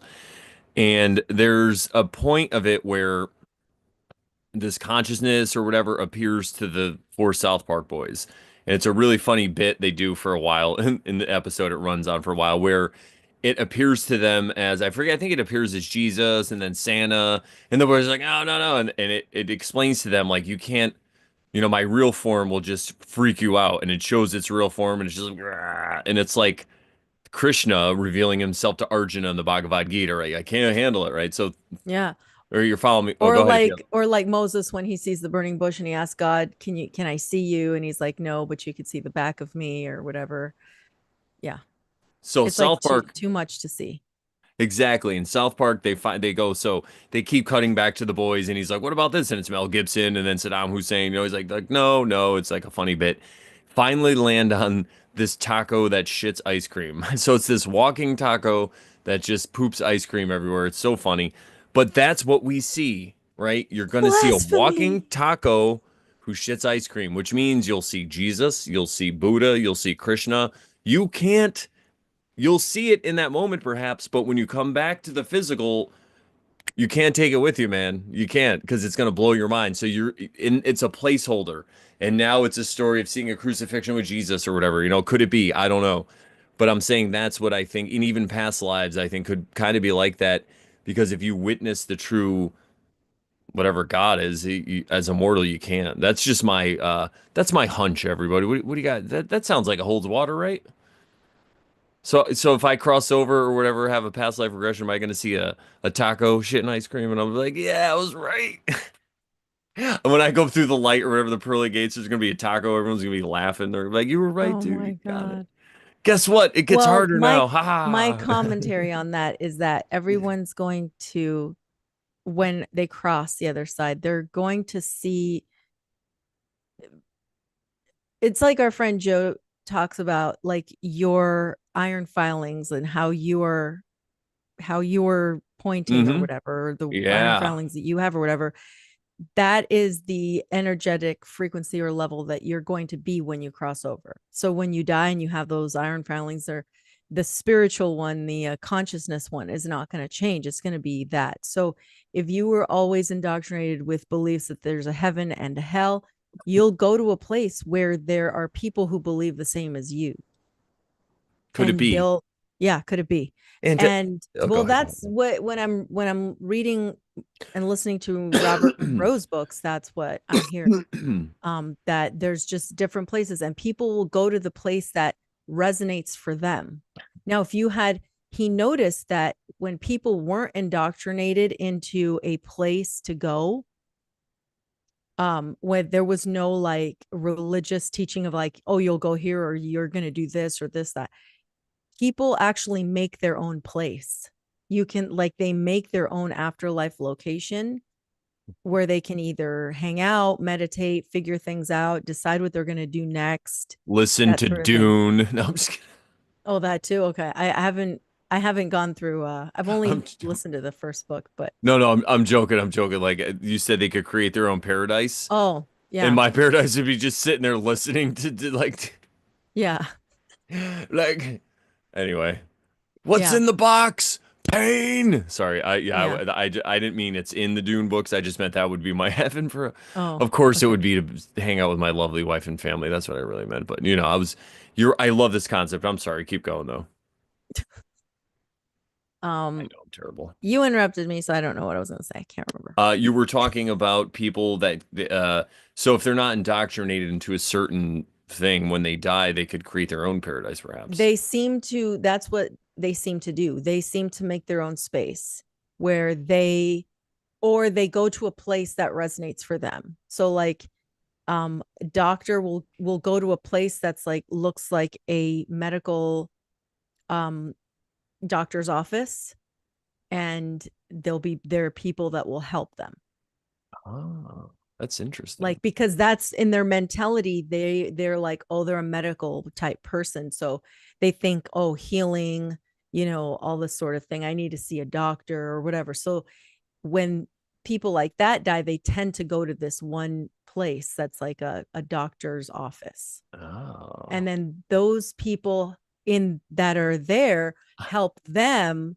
kind of acclimate them to the afterlife, and then help them get to wherever they want to go next. it's It's like kind of Beetlejuice, yeah. like Beetlejuice, right? The waiting room. Yes, yes, the waiting room. Yes, yes. And then there's also a park, a beautiful park, Oh, uh where there's chairs, there's trees, there's animals, there's birds, park benches, and there's people there that also can help you acclimate to your surroundings.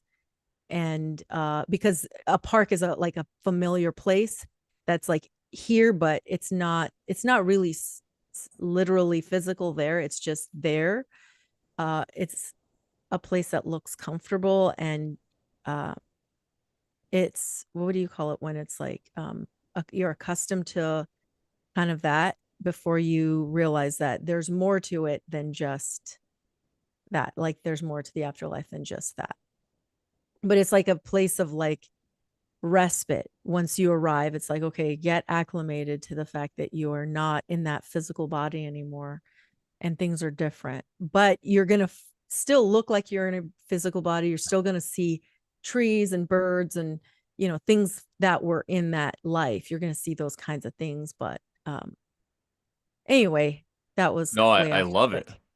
I love it all. Don't anyway yourself because that was great And because there's so many things. So first, I think of Saturday in the park. Song. I think it was the 4th of 4th of July. Who July. sings that?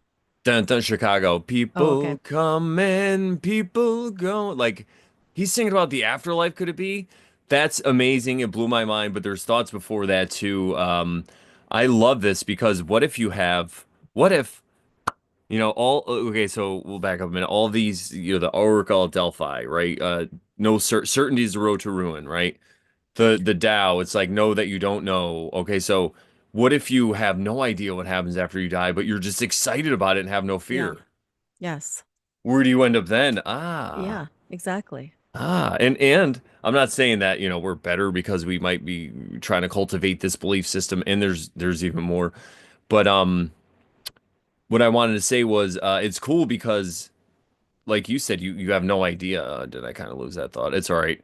Anyway, the other thing I wanted to say is not only like Sharon was saying, after you die, you carry your belief because we talk about a lot of times how your belief really creates the reality you're in now. So if after you die, your belief affects where you go, think about your reality now.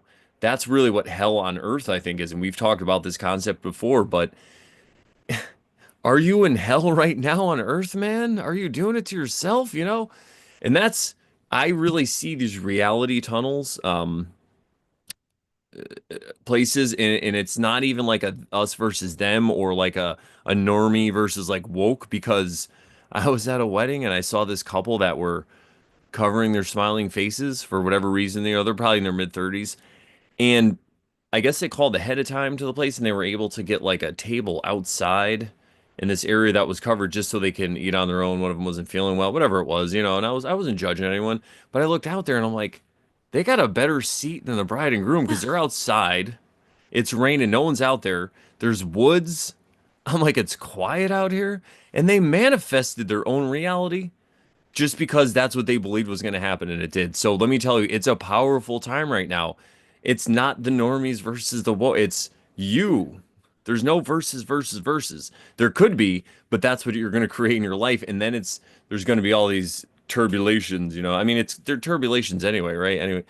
Anyway, so I feel like right now is a good time to keep your attention to yourself or to focus it wisely, I'll say, could it be? Because things are manifesting quick.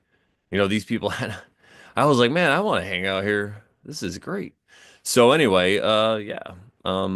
I forgot how that real. Oh yeah, so that was kind of what you were saying about the afterlife. But yeah, it's important to remember that the present moment, you could be doing it to yourself now because you're worried about the future. If you're chill now, then you're gonna die in the present moment, everybody. Guess what? When am I going to die? In the present moment at some point. So if you learn how to be chill in the present moment, when that moment comes, maybe you'll look at it as a gift. You'll be like, all right, it's time. Let's go on this ride. I don't know where we're going. This is going to be great. And then guess what? It's probably going to be great.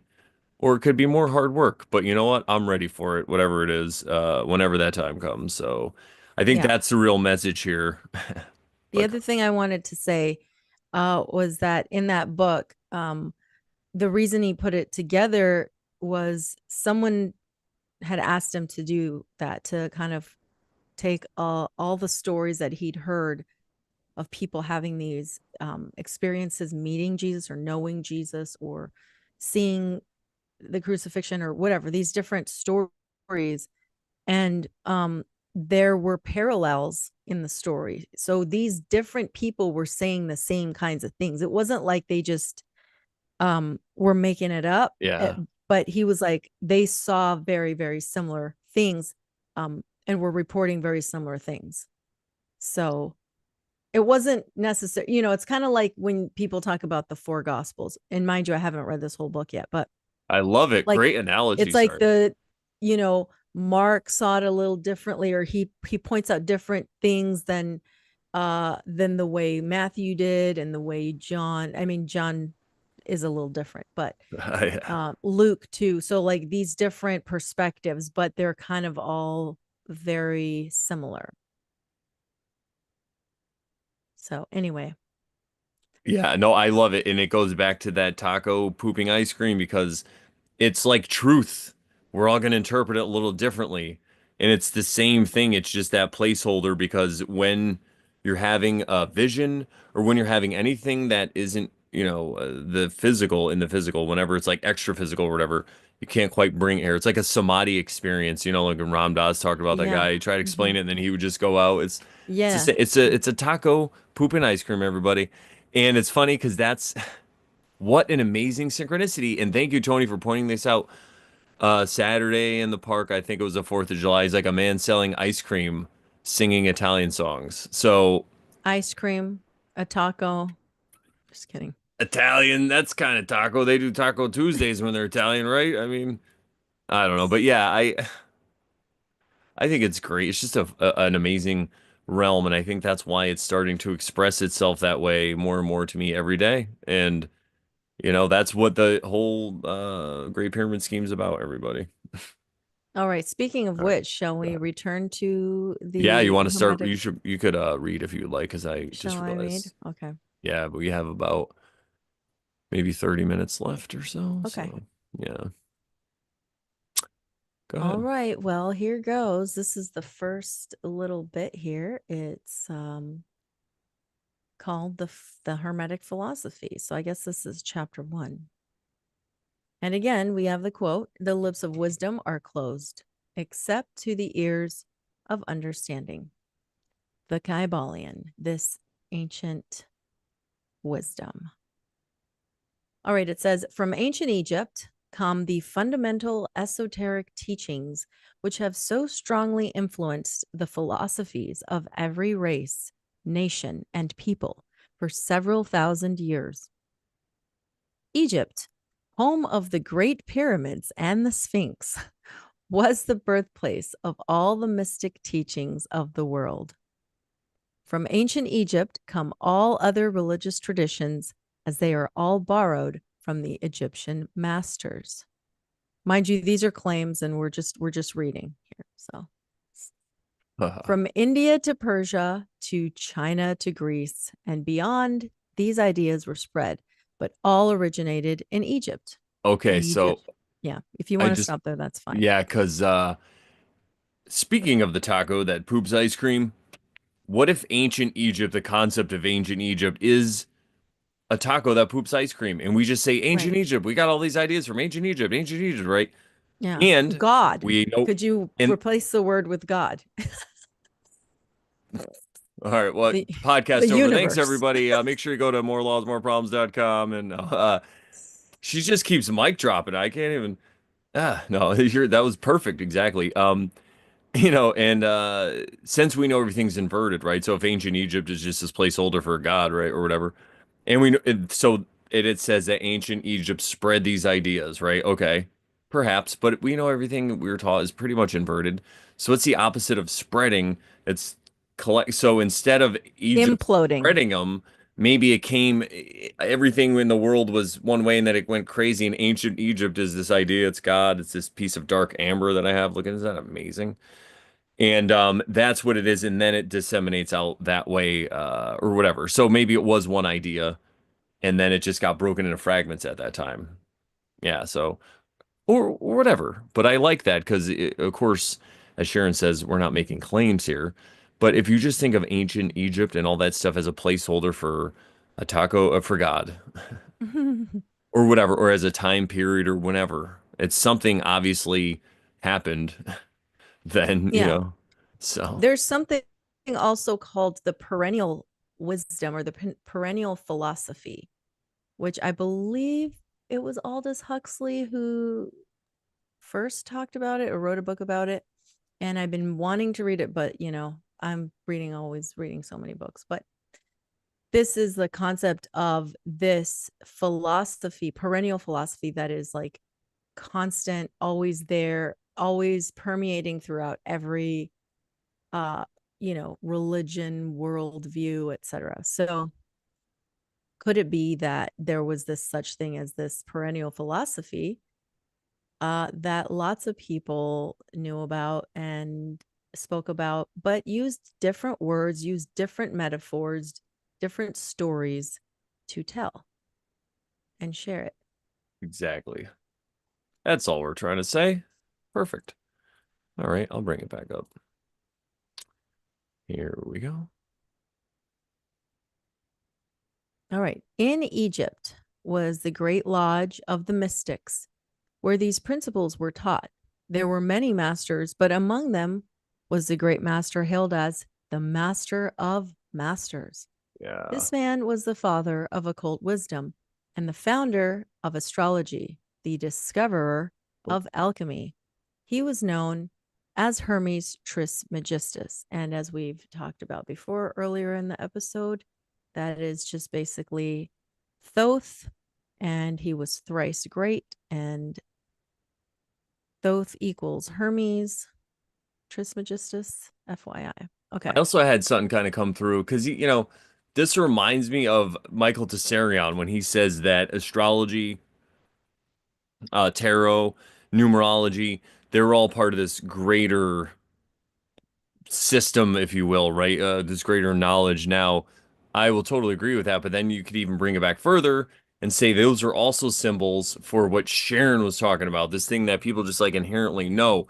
It's written in the sky, literally, right?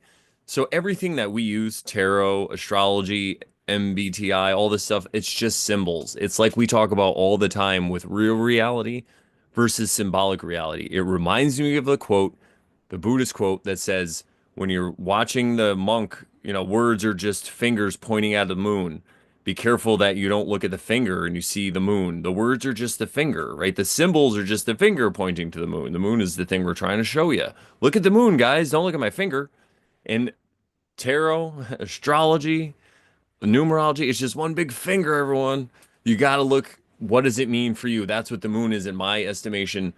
When the monk's pointing at the moon with the finger, the moon is, what does it mean to you? What's your interpretation? How does it make you feel? Right? This is how You start to get, the self-love and build this stuff up. But it just, I'm trying to think. Yeah, the thing with the tarot really made me come through with that. Because it's like we talk about all the time with the symbolic reality versus real reality. Just be in the moment, live your life. You wouldn't need a tarot deck. You could see all around you. I was telling Sharon earlier, I pumped gas, I filled It's my in the tank up. palm too. Palmistry, all this other stuff too. Yeah, Iridology. totally, exactly. And I was telling Sharon I was pumping gas, and it was 42.41 was the total. Am I breaking up? Are you breaking up? No, I'm not. Are Okay, it you? looked like you were a little bit. All right. I'm going through. We're strong. We got a strong connection here. Let's see YouTube. We're good. No YouTube jail. I got gas 42.41, and then it was like 14 gallons and one whatever it was. But the numbers of the both were 11 and 13, and I because I did those numbers real quick, and then I sat down and it was 11:13 a.m. It was crazy. So I'm like, yeah, they're everywhere. You don't need a tarot deck, Yeah. but I love my I tarot was decks. I was also me too. I was also noticing again, as we said before, how this lines up with the Alchemist because it's talking about, you know, the Great Pyramids, the Emerald Tablet, um, going to Egypt, and all these things. So it's cool that it's synced that way. Yeah. Yeah, there's a lot of cool things here. All right. We got a little bit of time. Let's go. Uh, ba-ba-da-ba-da. Boom. There you go. After his passing from the physical plane of life, the Egyptians deified Hermes and made him one of their gods under the name Thoth. He was celebrated and revered, known to all as the scribe of the gods, and the Egyptians gave him the title Trismegistus, which means thrice great, the great great, the greatest great. His name became synonymous with the fountain of wisdom. The Hermetic philosophy is the one that is sealed or hidden. So when you think of like hermetically sealed, right? Mm-hmm. It's watertight, right? I guess. I'm guessing. Yeah, I like that watertight. Great reference to water and what it means esoterically in the Ten of Cups in the beginning of Oh the episode. yeah, it's true, true. No. The Hermetic philosophy is the one that is sealed or hidden. This is also synonymous with esoteric or occult knowledge. There you go. It's another parallel. The Hermetic philosophy of Hermes is the secret knowledge that is touted in Masonry and mysticism and is based on the seven principles taught by Hermes. This philosophy is the foundation of all occult mysticism and illustrates the principles of Hermetic law in nature. For many years, this knowledge was kept secret or hidden, as does mean hermetically sealed. This information was banned at times throughout history, dubbed heresy or even witchcraft. Witchcraft. Burn her at the stake. Just kidding. This was to keep the information suppressed, as the potential for people finding out about occult knowledge could easily be a threat to an authority or ruling class. Hello. And you know what, though? Honestly, I'm not saying I agree with people being burned at the stakes, but I could see why a ruling. So, we're gonna have a little empathy, folks. Here, exercise, oversharing exercise, empathy toward the end of the show. All those E's. No, seriously though, because so ruling class, a royal family, as you will, they are really stewards of people in a way, and land in a country or whatever. And the people in that country, a lot of times what people don't realize about kings, it wasn't always this way, but they weren't always tyrannical. And you kind of had to be, or even just think of like serfdom, right? When you have all these houses and stuff, and like dukes and stuff, they had people work for them were peasants who worked the land, but it was an arrangement that worked out for everybody at the time, and it was like a choice. Sometimes we only hear about the specific instances when it was like direct slavery. But there was times where it worked out for people because they just wanted to work and they didn't want the hassle of being a landowner and having all that responsibility. Like, yeah, I'll just work the land. It works out for me. I get to eat, whatever. So, in that way, Um, I forgot why I brought up that whole, oh man, I'm losing my mind here. The serfdom, the Yeah, people, no, the I'm trying to. ruling Oh, the occult class. knowledge. Okay, yeah, no, I knew. I just had to look at it. So the reason they might want to keep this occult knowledge hidden is because if it comes out and you have somebody who wants to take power away, an easy way to do it would be to spread this power and like overstate all the working conditions and say, "Oh, you should really, you should be in charge," and get people drunk, right? And spread some of this information around and use it in a bad way. So I could see why maybe they have a point because they're like, listen, if these people want to, at any time they could go learn this knowledge and whatever and go do it off on their own. We don't care. We just don't want, movements popping up based on these principles and stuff like that being used, Cults. cults and stuff that could threaten our power.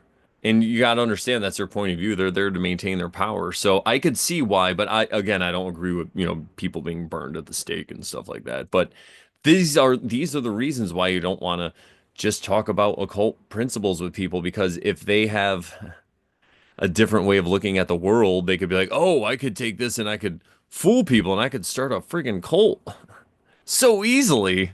It's so easy to start a cult." So, that's why I don't want to be.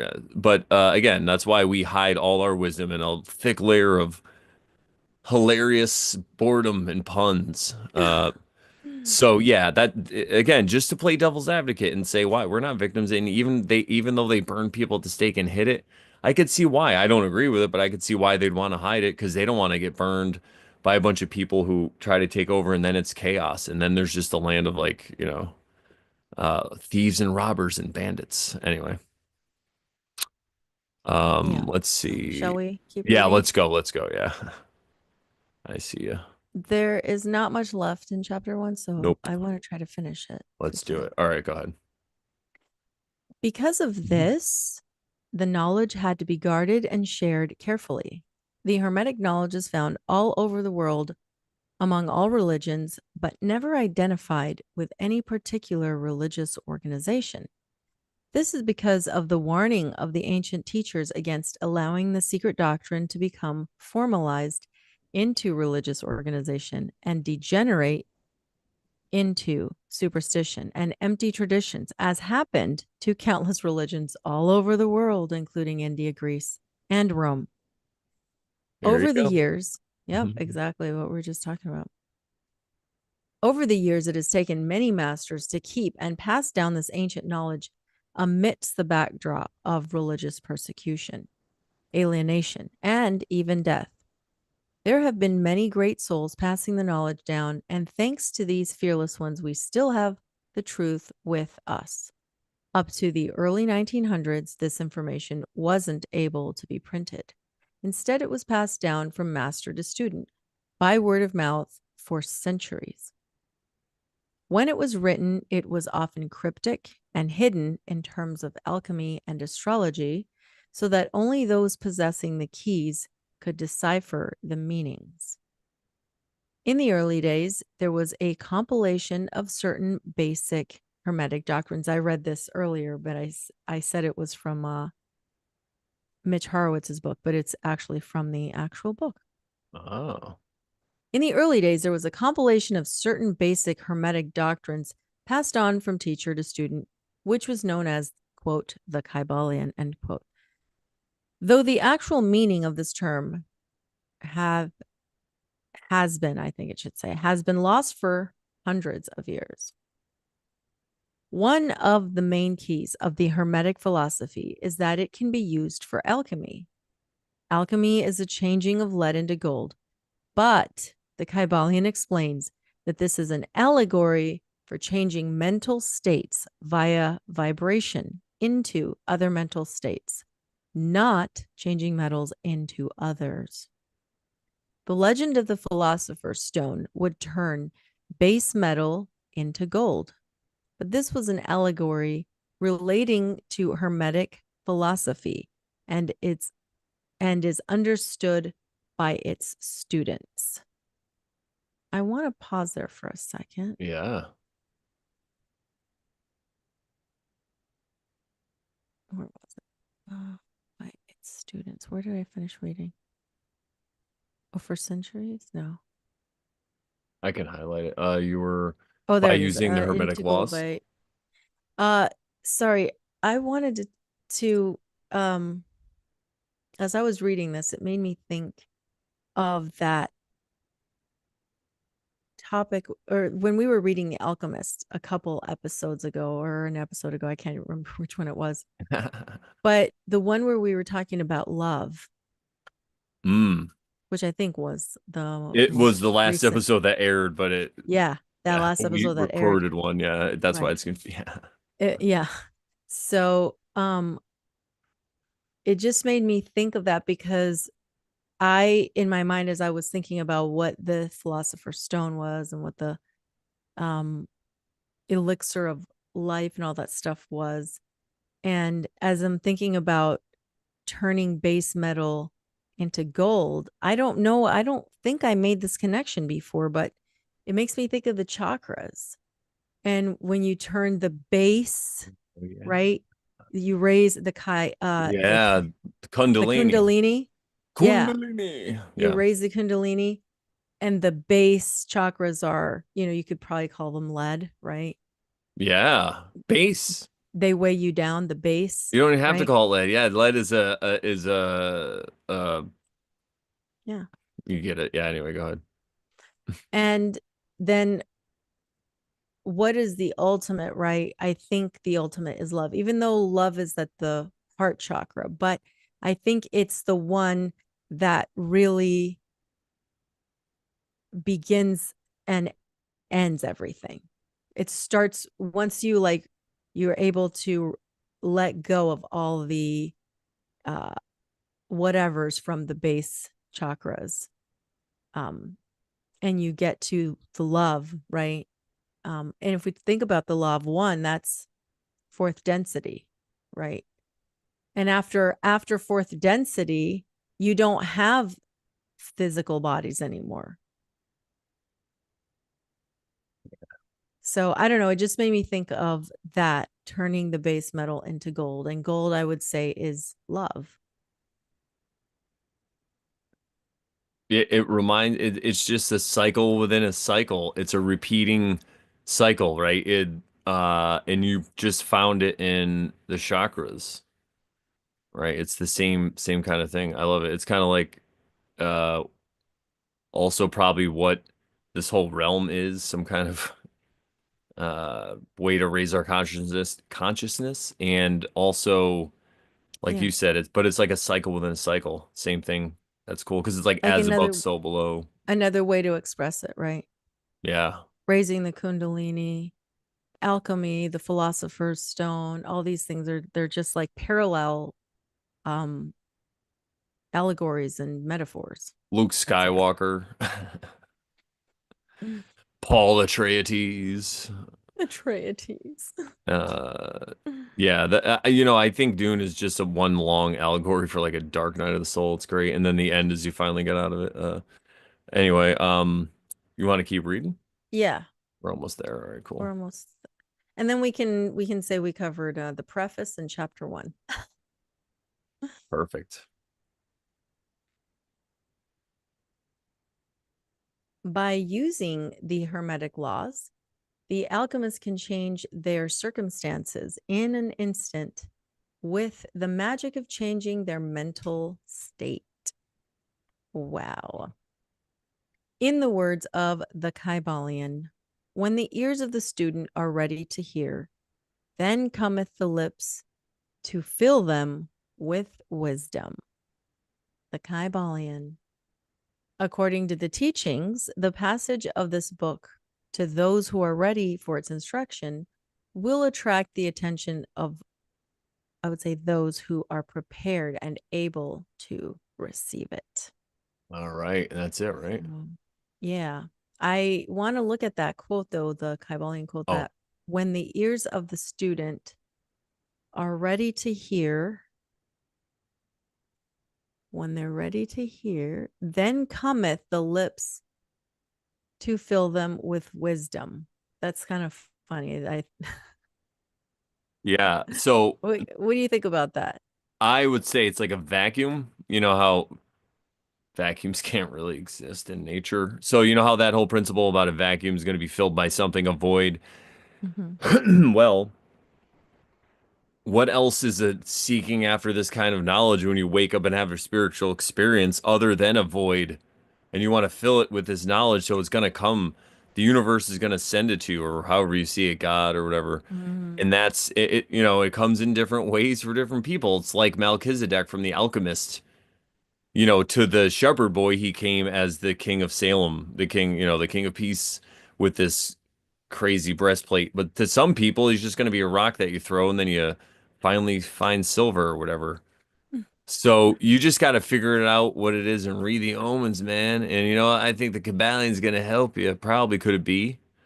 But we're all on our own unique journey. And I think that's important to remember. And we say this every episode, so I'll say it.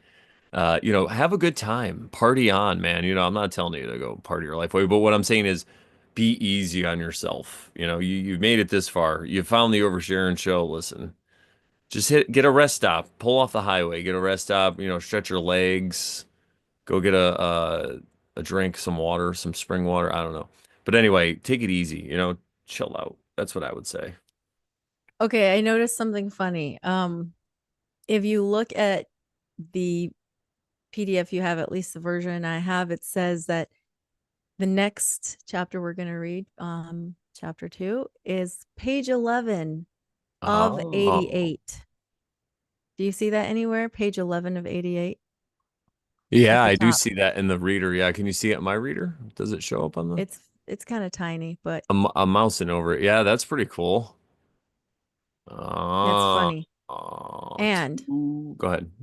I'm going to do a little bit of prophesying here for next week because Woo. I noticed this later because we recorded the episode, so I'm not really prophesying.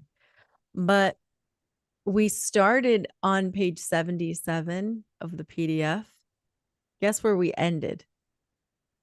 88. Yes. All right. Well, the numbers and omens seem to be lining up. I hope you guys are lining up too. And you can line up by going to moreproblems.com, click on the Oversharing tab. But you know what? Before you do that, we're going to dedicate this episode and series to Bootsy. Go after you subscribe to us and check out our stuff. Go check out his stuff. The links are below. He's on Instagram. He's hilarious. Follow him if you're into comedy and spirituality and just a cool dude. Check him out. Blue Collar Mystics is their thing. So we're using his version of the Kybalion, and he's here right now, or he was here, or whatever. And so we want to shout him out because he's a real good dude. He's been on the show. So check him out. And then make sure you also check us out and like us and subscribe and hang out every Thursday in the chat and give us your firstborn and join the Great Pyramid Scheme. Yeah. And You I don't was have to going do to all say, those things. You could just do some of them, but we appreciate all that. just remember for one thumbs up a week, you too can join the Great Pyramid Scheme here at the Oversharing Show. All it takes is one. All right. What a great episode. Thank you. Let's see who's in the chat. Thank you guys in the chat for hanging out all the way to the end. Blue Kachina, Sarah G, Tony Coriolis, Bootsy, Yeah. Aliel, Josh, everyone who Oh joined yeah, today. Josh, what's up? I'm here to be Josh. And also earlier, yeah, I think you said right, Joe. Cody's the two Codys. Oh yeah, Mm-hmm. awesome. All right, so what do we say to the good people, Sharon? That once you start oversharing, Then you totally stop over Karen. that's right. And remember, everybody, despite all outward appearances, we are not trying to tell you how to live your life. Well, in this episode, we're just sharing Hermetic wisdom with you. That's right. Could it be that's all we're doing? And our average view duration is exactly 22 minutes. That's All right. nice. Yeah. All right, everybody. Until next week. And listen, we're going to be doing some time traveling as well as physical traveling. So the next two episodes at least will be recorded, but we're going to do our best to be in the chat and hang out with you guys. So check us out, support that stuff. And, we'll see you in the future or the past or whatever, man. We'll just see you around. Whenever we see you. See you when we see you. All right, everybody. Peace out. Good night. Have a great weekend.